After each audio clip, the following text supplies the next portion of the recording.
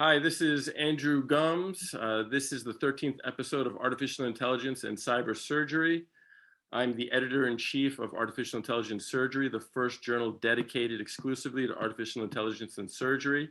We have as my guest today, Dr. Yogesh Vasist in Germany. So how are you doing, Yogesh? Nice to see you. We've obviously, we've talked a few times.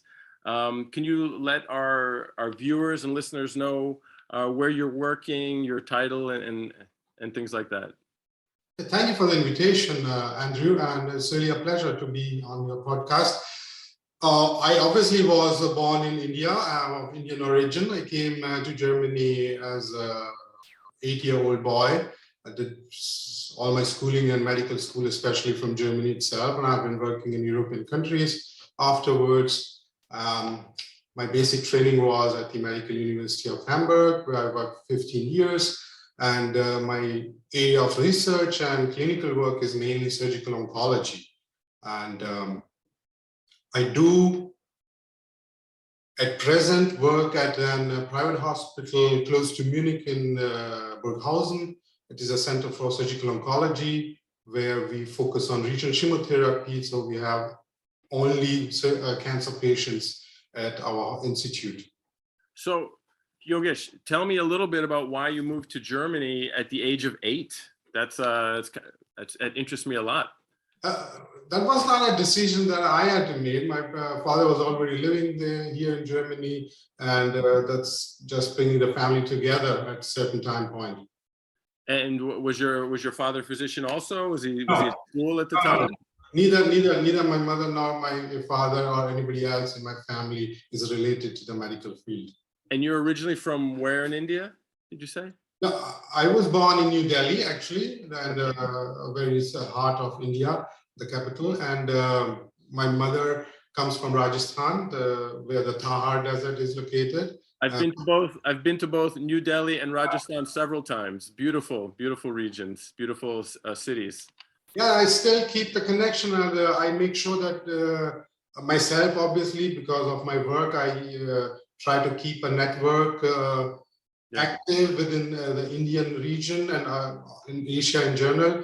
But I also make it sure that my kids, especially my both daughters, do have a connection to India because they were born in Germany, and that they get a good exposure. So we at least fly once a year to India, and to different parts of India, especially, so that it get known to the country and the diverse culture that is available in India.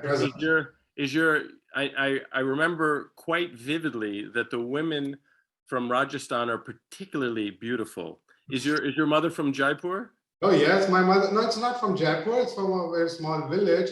But yeah, they have certain genetic advantages. Like mother, she's 75, but does not have a single white hair. Wow, that's incredible, right? It's amazing. Yeah, exactly. No, beautiful, beautiful country, India, as you know, obviously, as you know. So your focus is on what type of surgical oncology? Do you have an organ system or an organ in particular, or yeah, my main focus has been on upper GI and gastric and esophageal cancer, but also a lot of HPV and lung cancer I've been doing, and in addition, peritoneal carcinomatosis. So do you like laparoscopy, robotics? Are you mainly an open surgeon? What's your preference? My preference was because I was trained for 15 years in open surgery.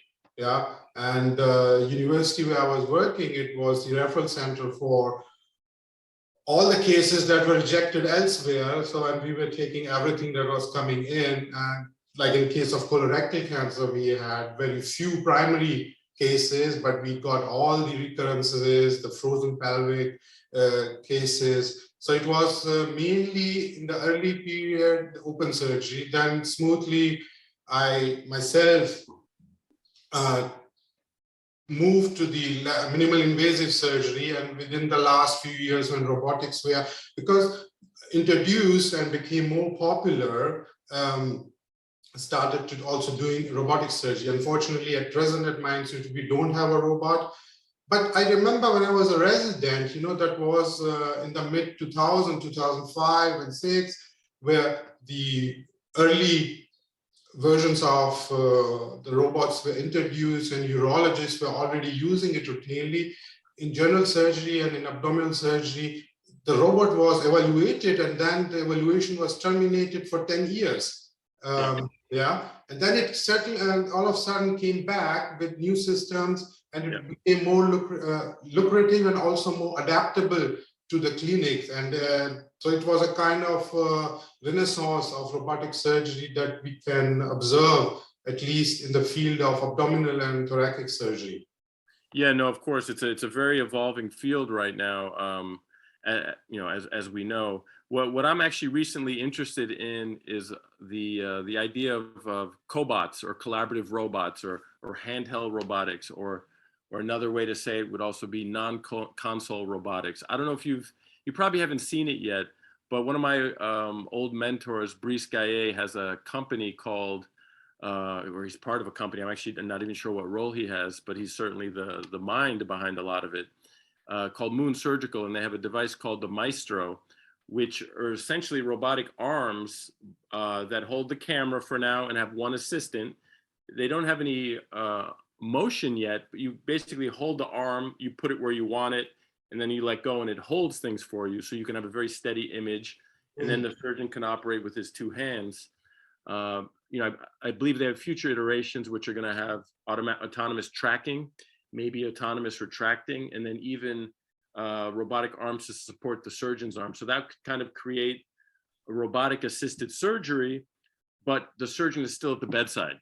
The surgeon is still attached to the patient. If the surgeon needs to put a hand in, they can. If they're doing a surgery with a high risk of bleeding, you're already there, sterile, ready to go. So I think robotic surgery as we know it is really evolving, and it's an exciting time. So I also like the idea of robotics that more hospitals can afford. Something, I think this Maestro system would be ideal in many places, for instance, in maybe not in the big cities of India, but in the smaller cities, because even in Germany, as you see, not every hospital has access to $1 million complete robotic surgical system.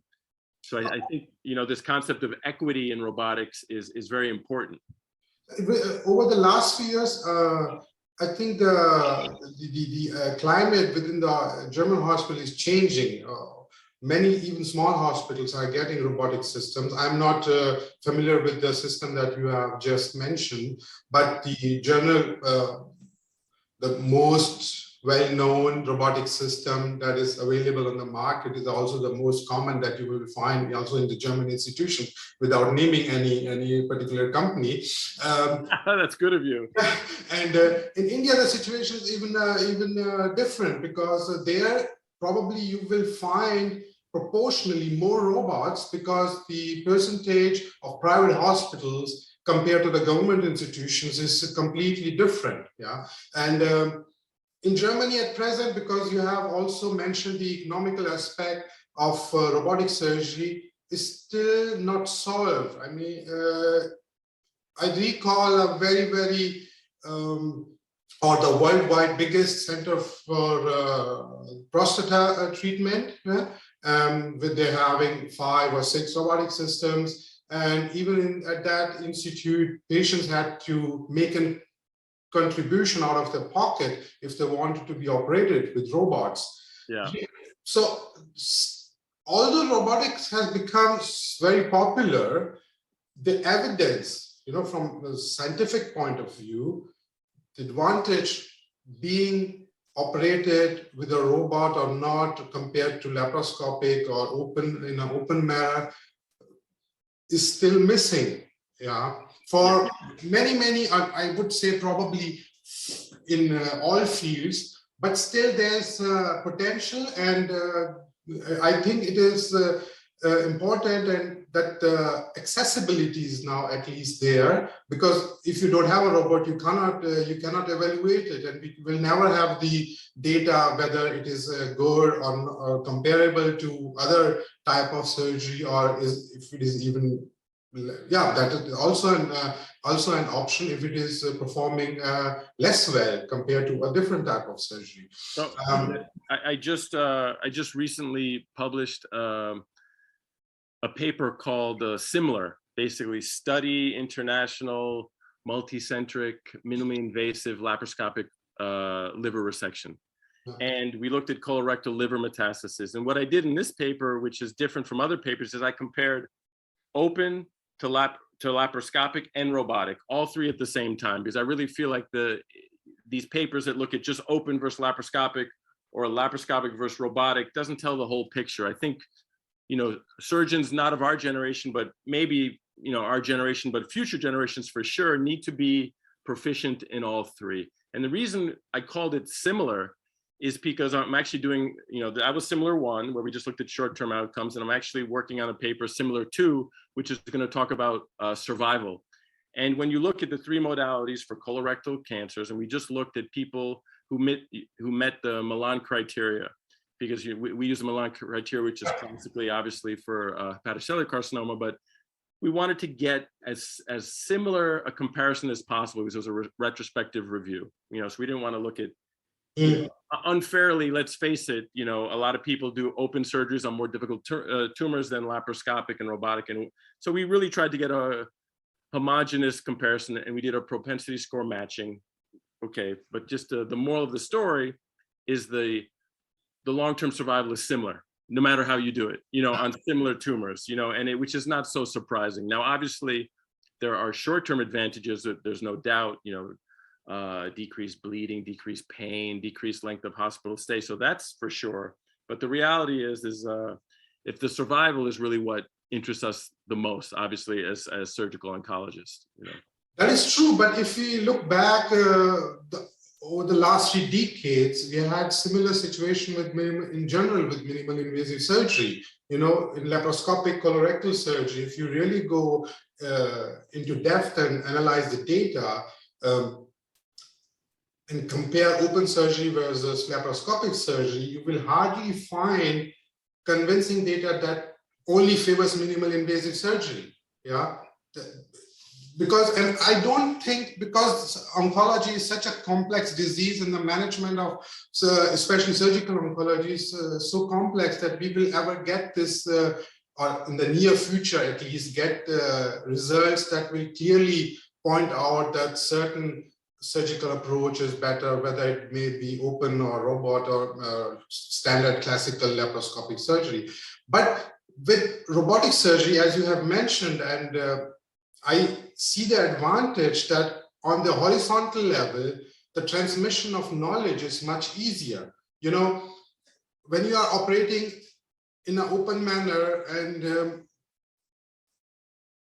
you make a mistake or you make a move that is risky and it starts to bleed, or you incidentally the tumor opens up, that is the situation. And this experience in an open surgery and also in standard laparoscopic surgery, it will remain with you only. Yeah.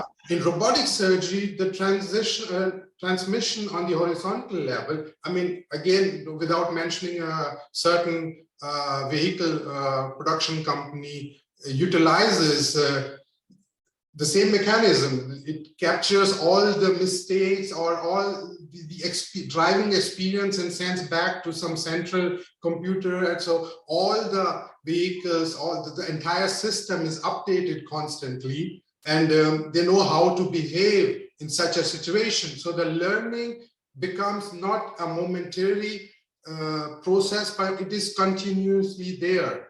I think that in education, robotic systems will help a lot, and make also considering now difficult travel experiences for whatever reasons, but somebody operating in Canada and transmitting his experience to Australia, students or residents, will become much more easier, that they can also comprehend, not just by talk, or some slides on a PowerPoint, but truly that the system also is continuously updated and learns how to behave. At present, we obviously don't have this feedback mechanism in robotic surgery, but in future, if you are dissecting the superior mesenteric artery in pancreatic cancer, in case of pancreatic cancer, maybe the sum of 10,000 Whipple procedures may, for just branch of a second, gives you a feedback that you should not do this. Yeah. I think you know what you're alluding to throughout all of this is obviously the thing that interests me and you the most is not necessarily the mode of surgery or the laparoscopy, the open, or the robotics. What's interesting is the incorporation of artificial intelligence into the operative field. And you know, clearly the easiest or the most logical way to do that right now is with a robotic interface. I mean, you know, laparoscopy, you still have a screen, you know, you still have a computer, arguably, or you can put a computer between the patient and the surgeon. The robotic is the easiest way to incorporate that.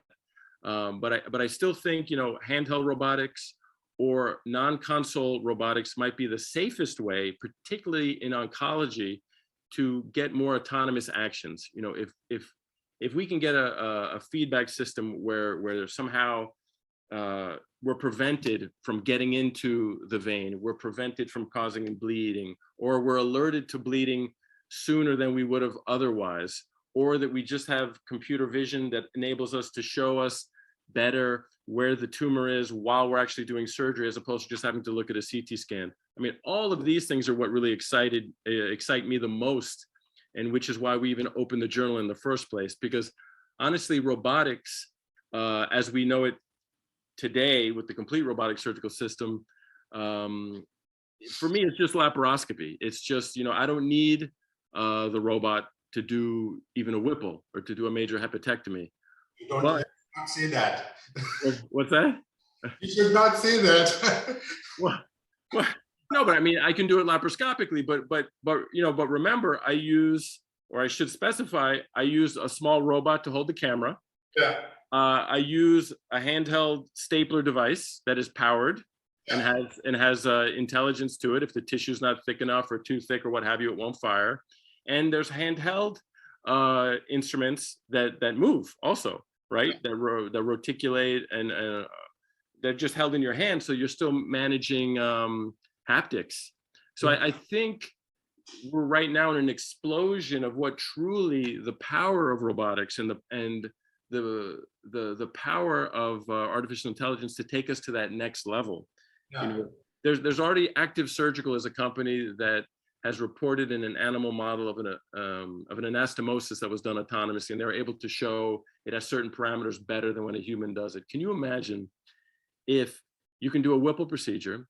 You know, you've cut the superior mesenteric vein, and you want to resect it, and you can just tell the robot, okay, here's the cut end of the proximal superior mesenteric vein, here's the cut end of the distal superior mesenteric vein, do an anastomosis. You hit the button and it does the anastomosis for you. That is actually something that, you know, years ago would have seemed absurd to me, but they've just done it in, you know, in an animal model of intestine. And actually, I would argue that with doing it in a vascular anastomosis might be easier ultimately, you know. So it's very exciting what the potential of all this technology is, and very exciting what robotics can bring to the table.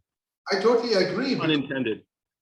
I totally agree with that. And because, you know, the tension and the force you apply with a robot, you can, if you feed the parameters, it will remain the same and it can do it continuously. Whereas a human affected with the performance of the operating sister who is handing over the instruments, or, you know, or the mood in the operating room with the anesthesiologist, the hot-tempered head surgeon, it can be difficult sometimes, and it is not fruitful for the outcome without any.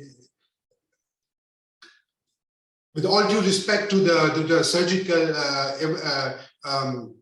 skills of that particular surgeon, but the psychological effect and also the interference with other humans may have an impact on the surgical outcome and on your own performance. And that is something taken out completely when you are, or some robot is doing that. But again, because we are talking only about robotic surgery, I think robots are good on this monotonous and single dimensional jobs. Part of the surgery, right? Or what we call a surgeme, just like a part of a surgery. Like the dissection is very difficult, I find. I think it's going to be difficult to teach the robot to do it safely. But the reconstruction is actually going to be easier, I think, than the dissection. No, also I was pinpointing towards another aspect. If you take all these steps and the time-consuming work out of a surgeon's or in general a doctor's life, he may have more, or he's likely to have more time for the ethical and inter-human exchange, which is probably more important. And nowadays, to all the burnouts in the medical fields and throughout all professions involved in medical fields, where people just do their job as just needs to be completed, rather interacting with the human beings. At the end, the patients who are coming to us, we have to make a commitment not only to them, but they are a father, a brother, a mother, a sister, a daughter or a son to someone. So then maybe we get finally the time to interact with this entire network more closely.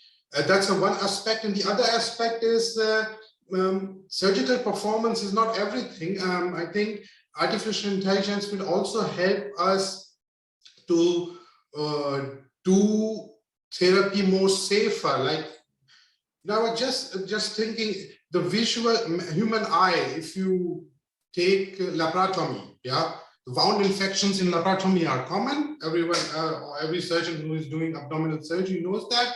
But when do we react to a wound infection? If there is pain or hyperemia or the patient develops fever, and if you bring artificial intelligence into this on this level, like say you do image analysis every single day for first 15 days. Well, I have an app on my phone, I believe. I've never used it, but I've downloaded it that does exactly that. The patient just takes a picture of it, and it'll tell you if it's getting worse. It can alert the surgeon. It can alert the nurse. It's wonderful, as opposed to sometimes you see a patient comes in post-operatively, they never give you a call, and they've got a rage-roaring wound infection. They're like, oh yeah, it's been like this for a week. And you're like, I wish I knew about this sooner. But even in the clinic, when the patient is still in hospital, I mean, yeah. The benefit of all these algorithms, machine learning or deep learning, whatever, I'm not very familiar with all this technique. Oh, absolutely, yeah, that's all it is. Machine learning is a very easy. It'll encompass everything you need to talk about, so that's good. If you like do an analysis of 10,000 laparotomy wound healings for over 2 weeks, and then the machine can tell you maybe in a patient already on the 3rd day that in human eye cannot, or at least the human being, maybe the eye can, but you consciously cannot comprehend the stimuli to say that patient is going to develop a wound infection. But that's the beauty and the advantage of having artificial intelligence in the medical field. The computer can do that, and probably not to 100% specifically, but if it is 97.98, then it's still good and better than what the individual no, absolutely, and that brings us to a very important point: is how do we keep surgeons in the loop? What I mean by that is, how do we train future generations to actually be able to do a Whipple procedure, to be able to do a vascular reconstruction, to also know how to, and then also know how to do a robot, also know how to do laparoscopy, because we need, and this isn't just limited to surgery, right? This concept or this debate is also related to airline pilots. The other day I was landing, I can't remember where, and it was a rough landing, and the pilot goes on and like, oh, sorry about the rough landing. That was the autopilot. I didn't realize that they're using autopilot to land planes. I mean, if that makes an error, that kills 300 people.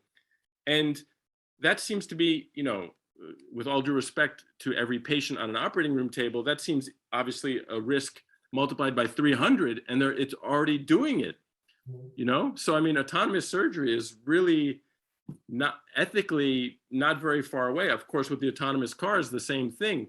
Do you need to have someone there to take over control at all times or not? You know, and it's going to be very interesting to see what legally what is decided. The other issue or the other field of artificial intelligence medicine in the oncology, from my point of view, will be response prediction. I think where the artificial intelligence will help us a lot. Right now, if you have like a patient with esophageal cancer or gastric cancer, that is something what a computer can do excellently. You know, you feed him with data of 100,000 patients with esophageal cancer that have been treated with radiation, chemotherapy, and it can analyze the images that a human eye and human brain cannot do in such a manner, at least not in the time period that is meant. And also in selection of patients, it will be very helpful.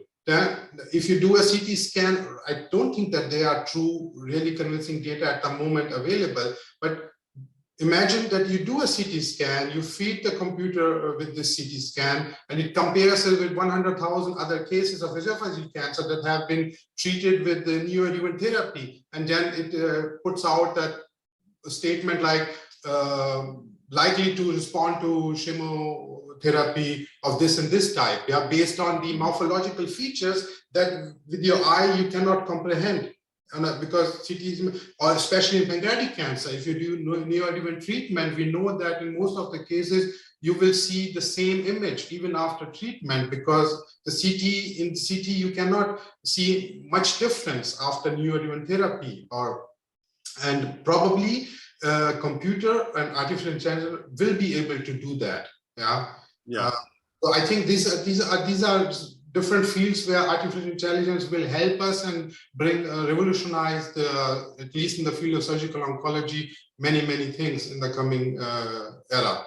So where would you say are the best centers right now in Germany that are using artificial intelligence in surgery? Is this a fair question, or is this a politically dangerous question for you? I'm not going to name any specific centers. Oh, wow. Well, understood.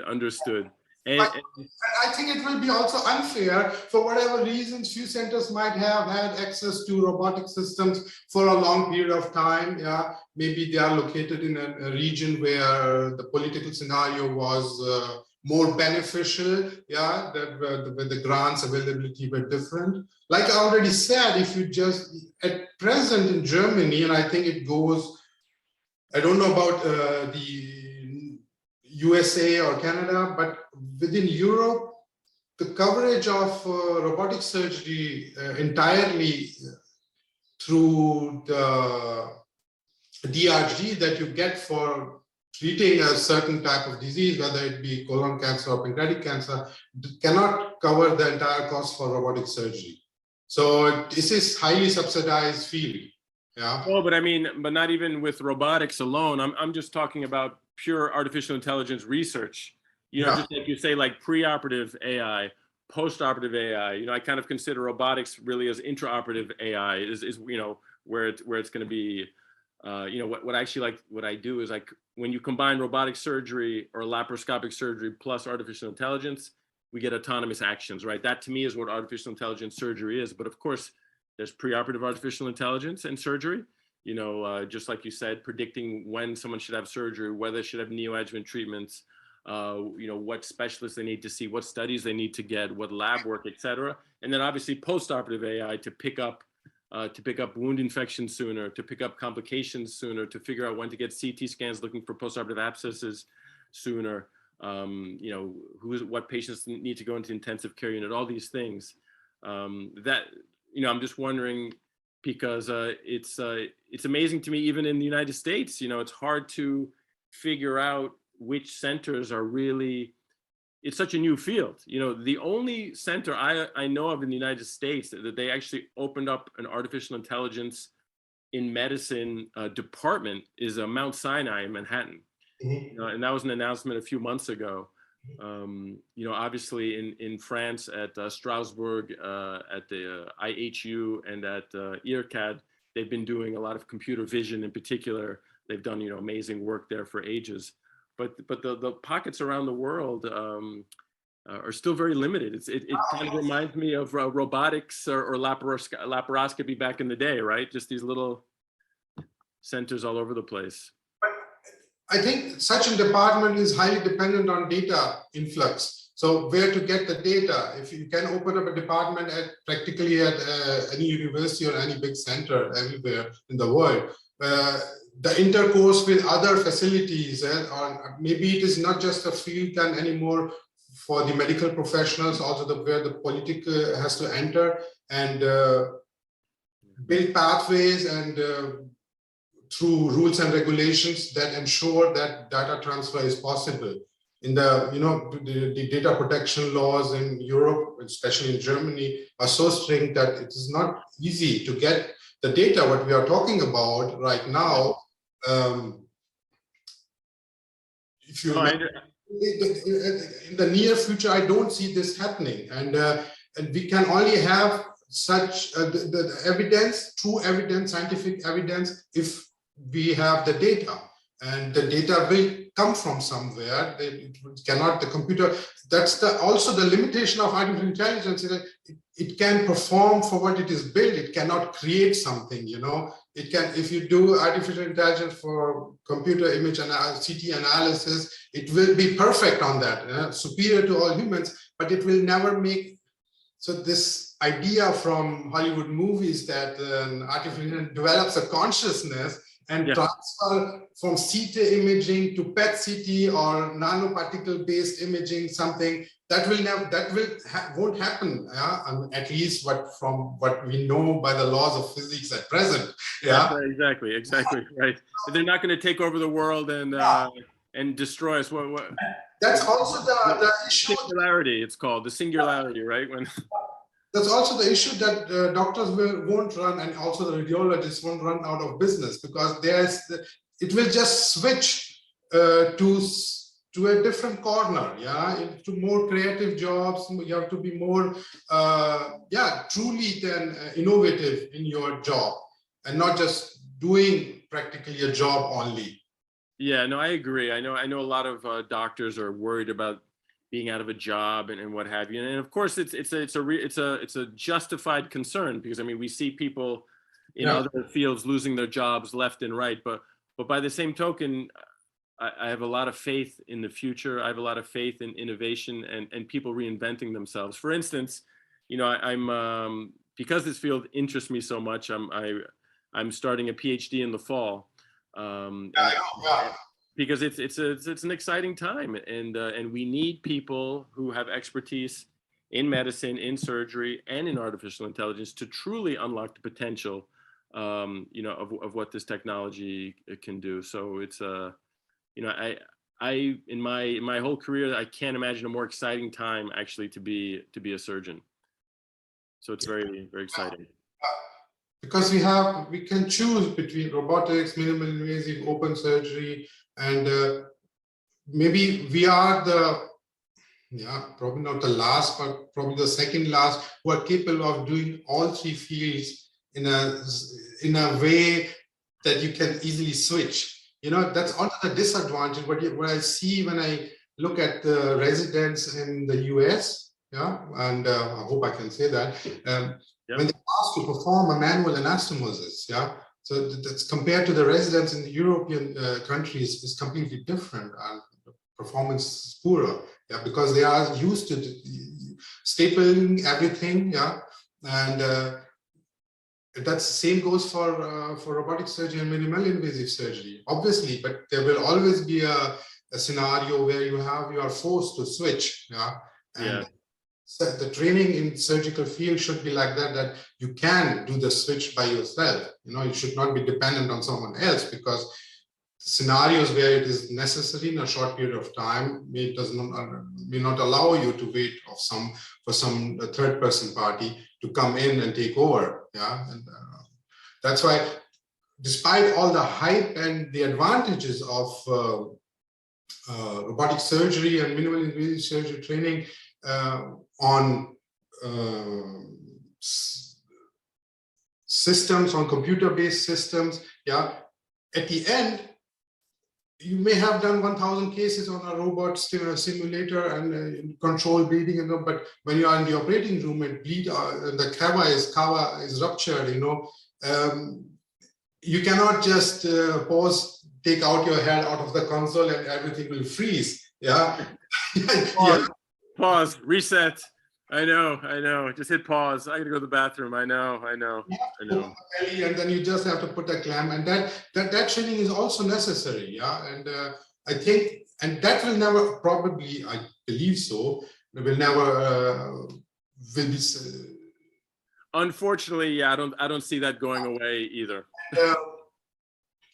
And we should also consider that oncology is, in case of oncology, there are also other developments. The role of surgery and treatment in terms of vaccination, and genetic profiling, therapy and biologicals, of course, which is, I mean, I say this all the time as a cancer surgeon. I wish I was out of a job, or I wish I became obsolete. I'm ready to retire right now, but I think all these new technologies, at least for our career, obviously will just expand, give us different types of patients to operate on, patients that we can actually cure. So I'm not worried. Or worst comes to worst, I'm happy to be have cancer eradicated. So in that sense, we can't lose, I don't think. We have to be optimistic, and I mean, you have to adapt to the changes. Like 100 years back, if you were asked that you need a dog psychiatrist, they would just point if the person. If you need a what? Dog psychiatrist. Oh, right. my sister had a dog on Prozac for years. Yeah. They would have considered you as completely mad, but this is a profession now. There are people who are trained for this and also investing a lot of money on both sides. So adaptation, I think life moves on and you have to adapt to life, and that includes also artificial intelligence. You have to be open to that. Absolutely. So on that note, I just want to mention, I should have mentioned this earlier, I'm a consultant for Moon Surgical. I should mention that. And I also should mention that my co-host, Dr. Vincent Grasso, has COVID, which is why he wasn't able to participate in today's episode. But he's on the mend, and hopefully he'll be with us for our next episode. So Yogesh, thank you so much for being here with me. I'll be seeing you in Kolkata in October, right? Yes, it was a pleasure, and thank you for inviting me here to your podcast. So just on a side note, when I was in Kolkata, it was called Calcutta. That is no longer the case, correct? It is Kolkata all the way, right?